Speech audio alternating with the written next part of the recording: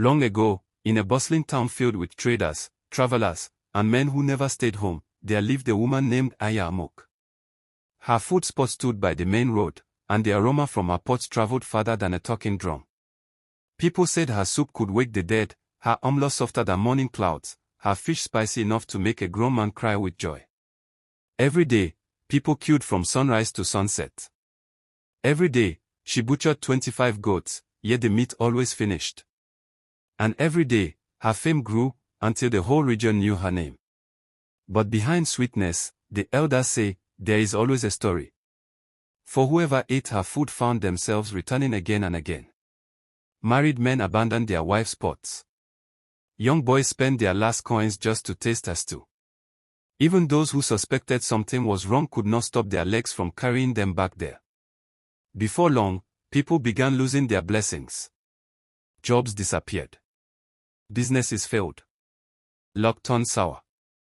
Friends left them. And yet, they still kept eating. The wise ones whispered that Amoke's food was not feeding bodies, it was feeding on destinies.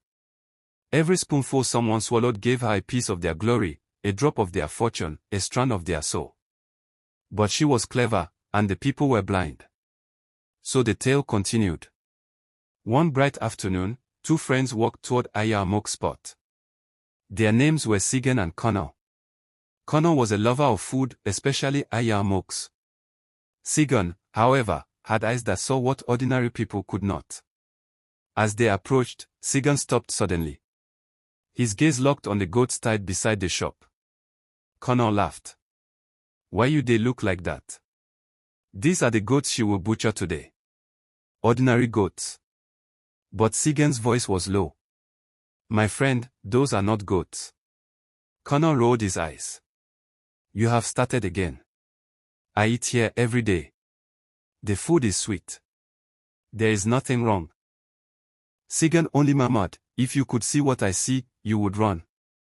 But Connor refused to leave. They ordered their food, and Sigan agreed, but with one condition. We will pay for the food, but we will not eat it. Connor frowned, but he agreed, though unwillingly. When the waitress returned with steaming plates, Sigan bent to look at the meat, and leapt back in horror. What is this? Connor, confused, tried to reach for his spoon, but Sigan slapped his hand away. Their struggle drew the attention of the whole crowd. What is the matter? The people asked. Sigan pointed at the plates. Is this what you have been eating? The crowd laughed. Yes now. This is the best food in the whole land. Even Amoke herself walked forward proudly. My food is the sweetest in the town. Everybody knows. But Sigan glared at her. Amoke, confess now. Her smile trembled. Confess what? Sigan reached into his pouch, drew out a sacred powder, and blew it into the air. The wind shifted. The ground hushed. And suddenly, the veil lifted. What the people saw made their bones melt with fear. The goat meat in their plates were human limbs. The stew became dark, thick human blood. The giant pot boiled with human skulls. And the goats tied outside were human beings, bound with ropes, bleating in sorrow. A wail swept across the crowd. Some fainted. Some vomited. Some ran, screaming the names of their ancestors. Connor fell to the ground, shaking. No wonder I lost my house, my cars, everything I owned. Amoke collapsed, weeping.